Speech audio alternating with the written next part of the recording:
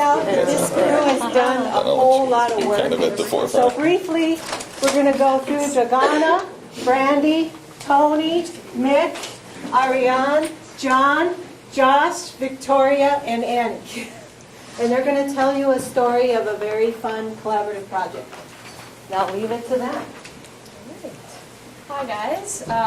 Our investigative biology class here at the University of Washington Bothell investigated the Cytochrome P450 enzyme genetic polymorphisms in West African populations. So we're a class of 9 students instructed by Dr. Sue Kramer, and our work is continuing off of previous quarters, the spring and summer quarter of investigative biology. And we've launched a collaboration with Regina Apaya Opong at the Noguchi Memorial Institute for Medical Research in Ghana, facilitated by BioVentures for Global Health. And her goal is to be able to prevent drug-drug interactions in Western Africa. All right. So in individuals that have a lot of illnesses and diseases, multiple drug therapy is a common therapeutic practice that doctors use, and it's also a major cause of drug-drug interactions.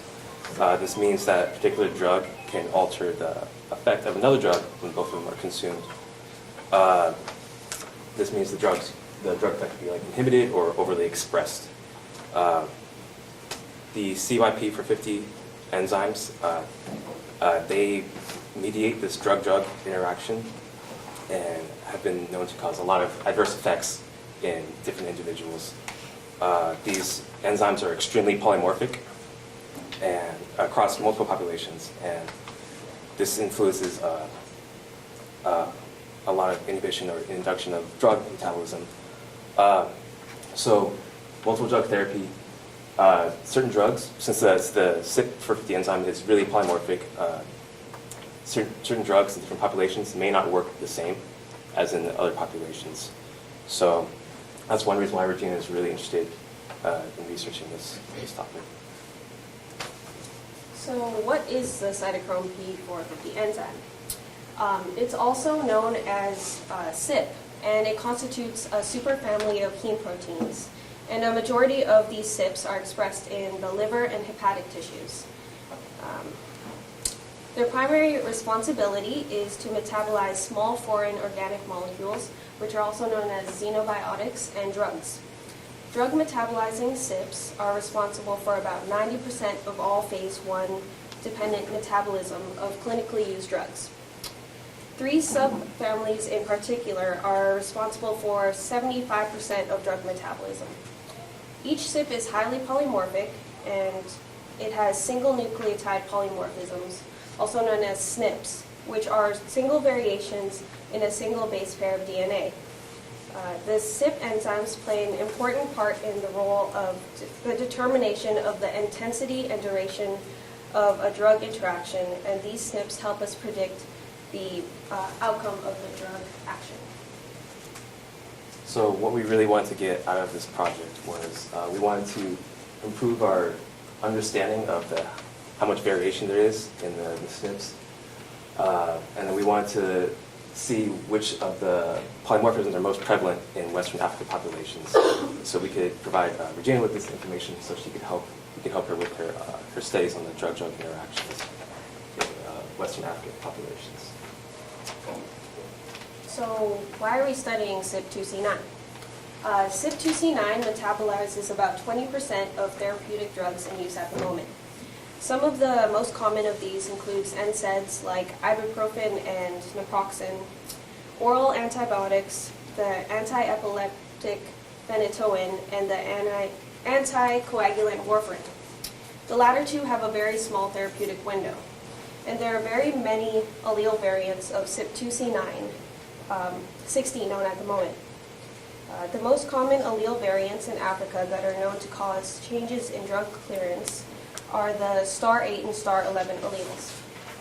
Star alleles are a multi-locus variant known as a haplotype, which is a group of inheritable SNPs. So why CYP2D6? CYP2D6 approximately metabolize 25% of drugs in the market today.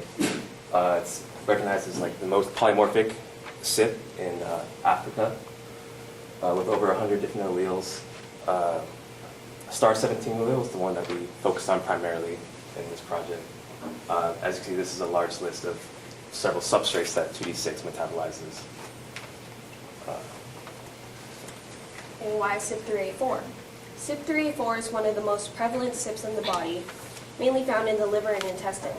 It's the most important because the enzyme that is involved in the metabolism is approximately responsible for half of the metabolism of the drugs used today. Those drugs include acetaminophen, codeine, diazepam, and many more. CYP1A2 is important because it's known for metabolizing endogenous substrates. This means the substrate originated within the body, such as estrogen.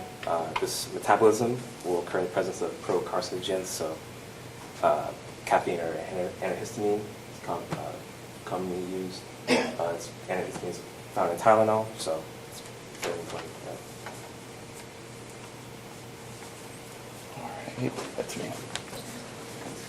All right, so what we actually did, like was mentioned before, we were picking up where 2/4 of work had already been done. So a lot of the SNPs that we were going to look at had already been looked at previously by other quarters to determine which were more prevalent in Africa. And so that's how we decided on the star alleles that were mentioned before and decided which ones our quarter was going to look at.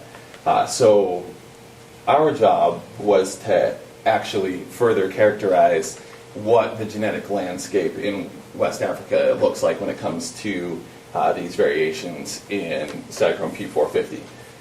So the first thing that we did was took data from the 1,000 Genomes Project, which has genotyped, I think, approximately 2,000 full genomes from around the world, and all of that data is publicly available, so we were able to get that and analyze what the data looked like for West Africa. So we used SPSS to compare the prevalence of our various star alleles and SNPs in West Africa compared to the rest of the world. So we did that, and then we also used a program called HaploView to take a look at the linkage disequilibrium, which is how often each SNP or allele is inherited together. And then we also used several programs to try and predict the functional effects that these changes in genotype would have on the phenotype of each cytochrome P450 enzyme.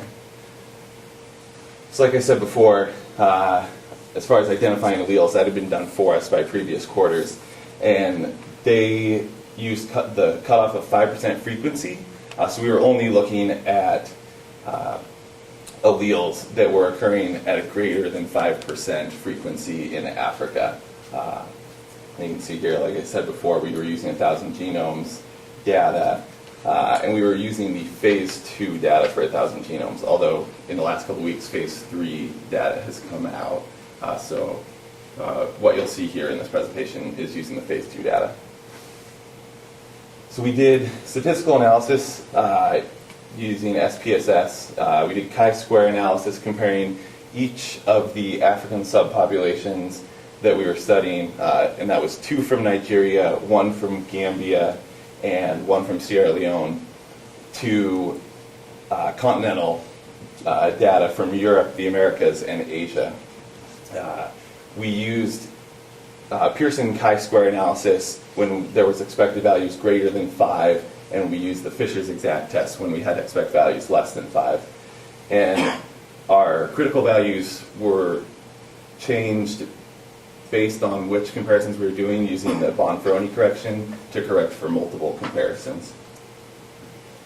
For LD and haplotyping, like I mentioned earlier, LD, or linkage disequilibrium, is comparing 2 SNPs and finding out how often those SNPs are inherited together. And then using that data, HaploView, the program we use, can put those SNPs together into haplotypes, which are blocks of genes or SNPs that are frequently inherited as a unit. And we used, there's several different methods for calculating those haplotype blocks, and we used the solid spine method to create the blocks in HaploView. And then lastly, we analyzed the actual protein function using a number of different programs. We use SIFT, Protein, and Polyphen, which are all programs that take a look at amino acid changes and try and predict the functional effects on the actual protein. And you'll see some of that data later. And then we also used 3D modeling software called Swiss Model to actually model the proteins and take a look at what the changes in amino acids might do to the physical tertiary structure of the protein. Okay, so continuing off from where the previous quarters left off, we looked at the differences in allele frequency for the CYP2D6 star 17 allele. And this is just a snapshot from the 1,000 genomes data. And even just looking at a glance, you can see that there's some pretty significant differences in allele frequency between Africa and the other world populations. This is a table of just the general characteristics of that star 17 allele. So this shows where each of the SNPs are and what the nucleotide change is, and the percentage of, and their frequency in the Nigerian population. One thing to note though is we found a fourth SNP for this star 17 allele that the previous quarters did not. But we found it pretty late into our investigation, so we only got to perform pretty preliminary analysis on it. Then in the second table, there are the results from the chi-squared for 2 of the 4 SNPs, and they show pretty significant differences, again, from the Nigerian population from those other 4 world populations. So this is a linkage disequilibrium plot for the Nigerian population, and so this shows which SNPs are inherited together and the strength of that relationship. And that relationship is formed through the color-coded squares. So dark red squares are in high linkage disequilibrium, meaning they're inherited almost entirely together. And from there, it decreases in intensity to white, all the way down to white, where they have the lowest linkage disequilibrium. So the program we used was HaploView, and that sorted our data into things called blocks. And the blocks represent haplotypes of our SNPs, and in this first block are all of the SNPs from the star 17 allele, which means that they are inherited almost entirely together. And this is that haplotype. This is that haplotype analysis. So the highlighted lines are the haplotypes that include the star 17 allele, and in the middle you can see the frequency of the haplotype occurring in for the Nigerian population. And you can see that for the star 17 allele, it occurs in about 26% of the population for that in Nigeria. Yes. Yeah. So I'm going to give you an overview on the 2C9 allele, and I'm actually, although we concentrated on the West African populations, I'm going to concentrate primarily on just the Nigeria and southwestern Nigeria population, because they are all very similar and to kind of give you a more thorough overview. So in 2C9, we actually found out that there are 3 separate SNPs that are quite prevalent within the Nigerian region. All 3 of them are located within the exon regions. and their frequencies are between 5 to 9%. Looking at just one of those, so the star 9, down here is just a snippet of what that would look visually. So we see that 9% in Nigeria, while the rest of the world pretty much does not exist. So here I'm going to go into the actual changes that are happening. So up in the corner here, we see the 3D structure of the allele. We have an arginine to histidine change. This is part of a reductase binding. Pardon me. And then down here is the actual gene. And we see where that SNP is located within the gene. We did find out that this change does have altered pharmacokinetics. On the star 9 allele, once again, the 3D protein is histidine to arginine change. This is part of a hydrogen bond, and it actually does not have any significant effects. And then on the star 11, this one does have an effect on the function of the enzyme. The change actually destabilizes the tertiary structure. Going into the LD plot, so 2 of our star alleles, the star 8 and star 9, are actually located within a single block. It's block number 3, even though this SIP has a total of about 6 different blocks.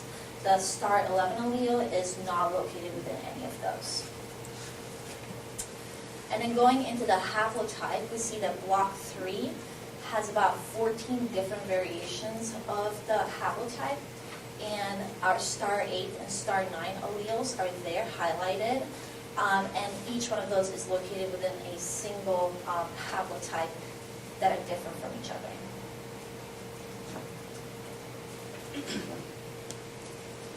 Okay, so as we mentioned before, CYP3A4 metabolizes about 30% of all clinical drugs.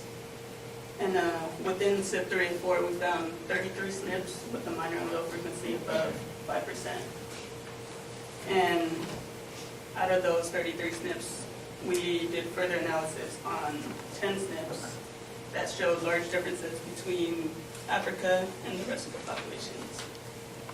So within those 10 SNPs, we found 4 SNPs that were in CYP3A4 star 23.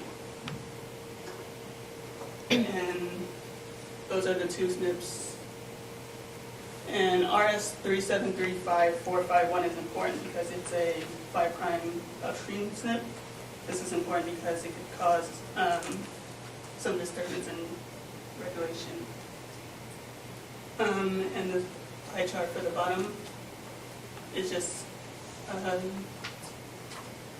guess, a intron variant that is similar to the rest of the other 9 SNPs that we researched.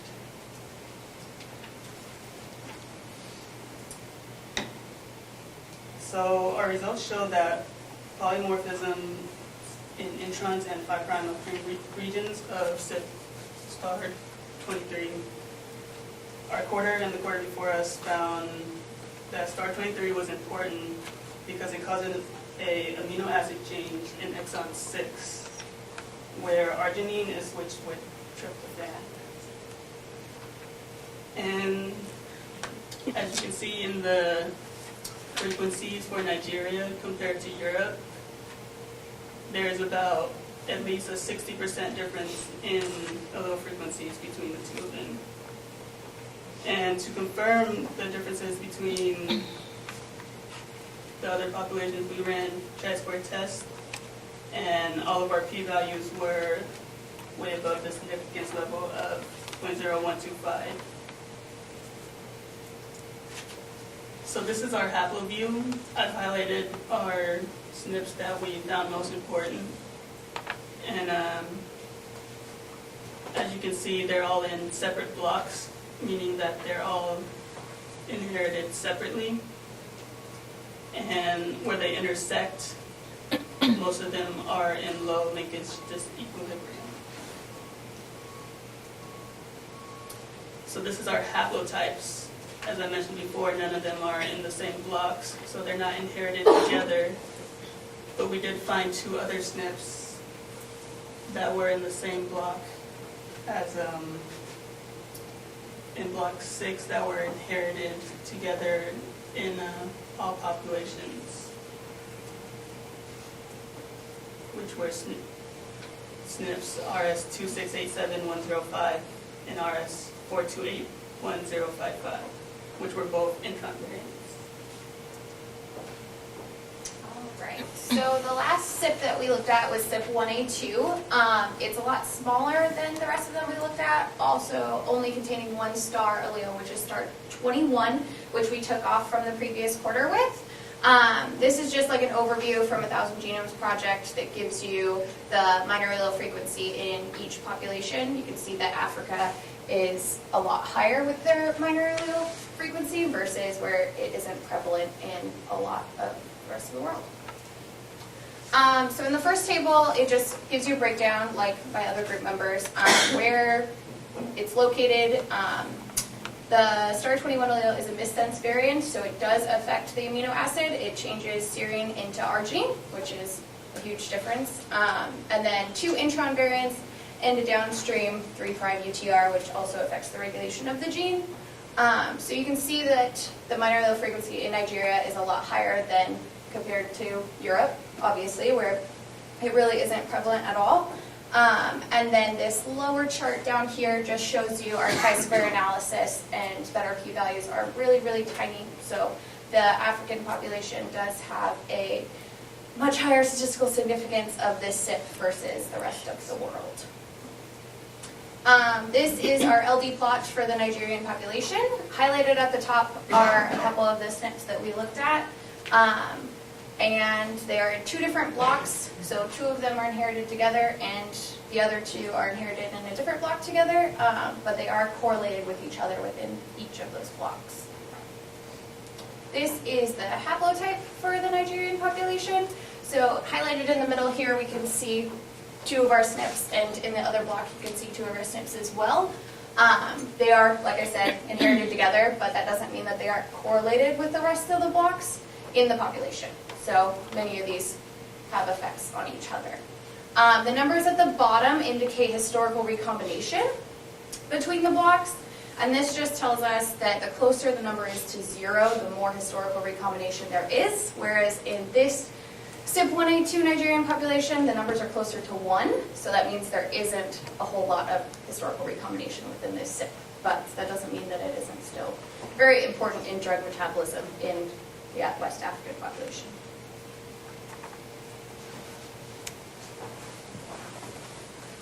Okay, so in conclusion, SIP 1A2 star 21 was our missense variant, and that it was statistically significant prevalence in African populations compared to our non-African populations. And then we also had these 2 others. Both were intron variants that showed statistical significantly prevalence in African populations compared to the non-African. Further investigation into other SNPs that had a higher multiple allele frequency would be a recommended next step for us. Some of our SNPs showed high prevalence in other African subpopulations, but they weren't the same for every subpopulation, which would be a reason that we need to investigate the Ghana population, which Regina actually does have 200 samples in her freezer. And so we need the grant to allow us to research that and see the difference in Ghana between the other populations. For SIP 3A4, we had LD plots of each population that show star 23 allele SNPs were in different haplotypes. These are some of their RS. And they show statistical significant prevalence in African populations compared to the non-African. All intron variants except this one were upstream variants. And these other 2 were consistently in the same haplotype and had a strong LD. Okay, so I'm going to talk about the conclusions for 2C9 and 2D6. Dragana and Josh were responsible for working on 2C9.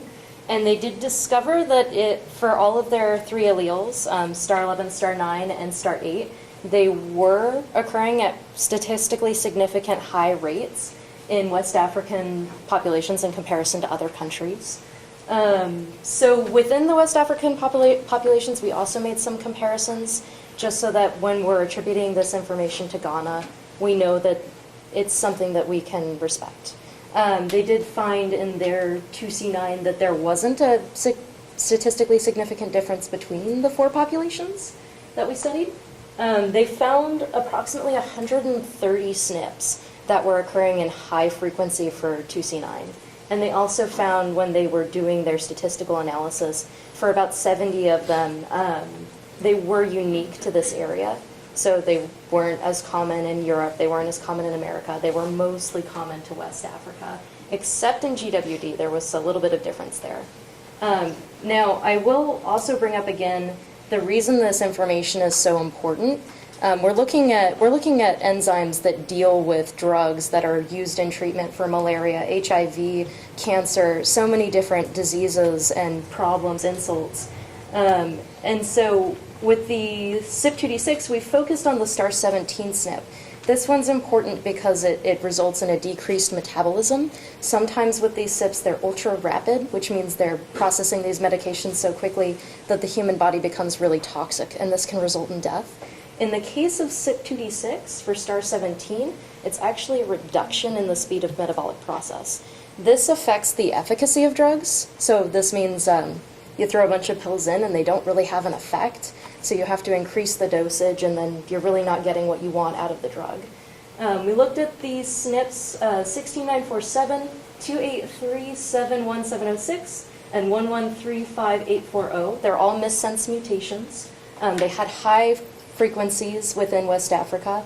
Some of them were as low as 16% in GWD, but for the most part in the other 3 populations that we studied with ESN, MSL, YRI, they were all above, for the most part, 30%, sometimes 26 in one population. They shared high linkage disequilibrium, as you saw from our haploview map. This means they're inherited together very frequently. If you actually look at some of the LD maps that we made for other large populations, they were also inherited there together quite frequently. They shared a haplotype in all major populations and in all subpopulations. Now, while we were doing this research, I came across another SNP that wasn't mentioned in the previous quarter. This is SNP 1058164. It's also a missense mutation that results in a decreased metabolism of the substrates for CYP2D6. It had a statistically significant difference between West African populations and other populations. And then it also occurred in high frequency as well with the other SNPs. It appeared in the blocks and in, again, high linkage disequilibrium with other SNPs that were within star 17. So yeah, it was really important. And then we wanted to talk about our acknowledgements. We wanted to thank Professor Susan Kramer, for helping us start this research and really get it going. We also wanted to thank all of the other students from previous quarters that allowed us to focus on these SNPs. We wouldn't have been able to really dig in and get at the ones that occur in high frequency without their help. So they did all the background research on that, and we actually got to do the analysis. And then we also wanted to thank Dr. Regina. She's been working alongside us this entire quarter, helping us discover things about these SNPs. So we were very excited about participating in this study.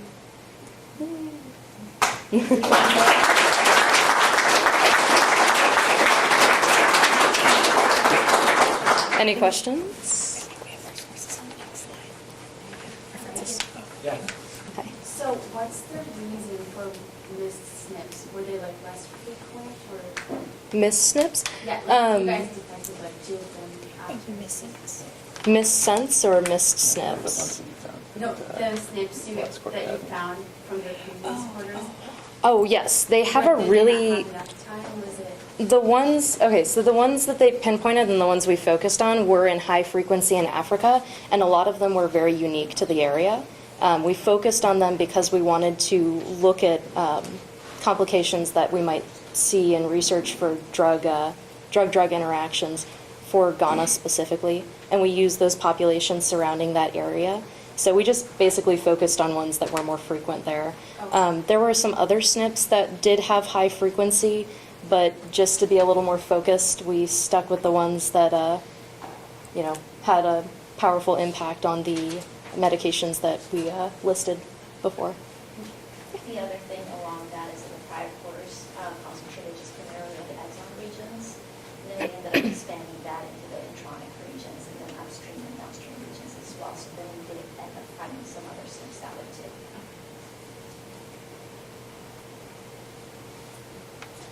I have a quick question about linkage disequilibrium. So there are a couple different things that can cause that. Mhm. The implication of what you were saying was that was selection. Mhm. Do you know anything about the history of these mutations, their age, how drift might have contributed to LD? We didn't look into that, the history of how old they are, or There or were other- some papers that covered it, but it was pretty brief in the analysis. They were more focused on the actual effects of the SIPs. But we did talk about, the fact that there's such high linkage disequilibrium among all the SNPs and other populations versus Africa. So unfortunately, we didn't get to really go further into that, but it does allude to other evolutionary details. And if you are interested later, we can show you the haploview maps for other populations, and I think you'll find that they're very interesting. So.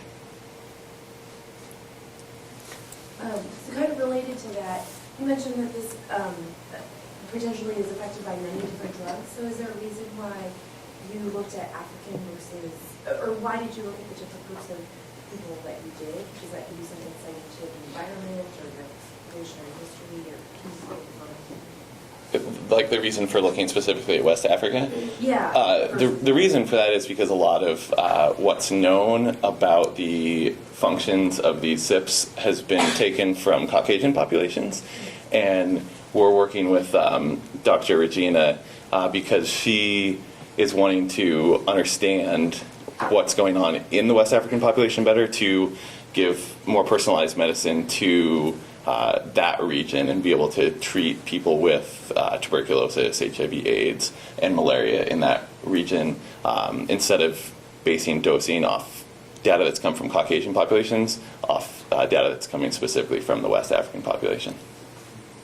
And do you think that's kind of related to the differences in the selective environment? Like maybe they're seeing different diseases, is that kind of tied into the reason in Africa versus? Like why there's more variation in Africa, or why there's,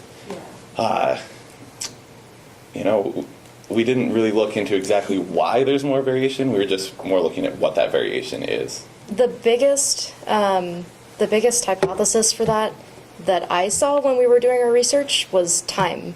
A lot of people believe that genetically we originated in Africa, and so this, as Dr. Jensen was referring to, I think, this kind of implies that they've had a lot more time to develop variation in the genes than other major populations. So we should move on to the next topic.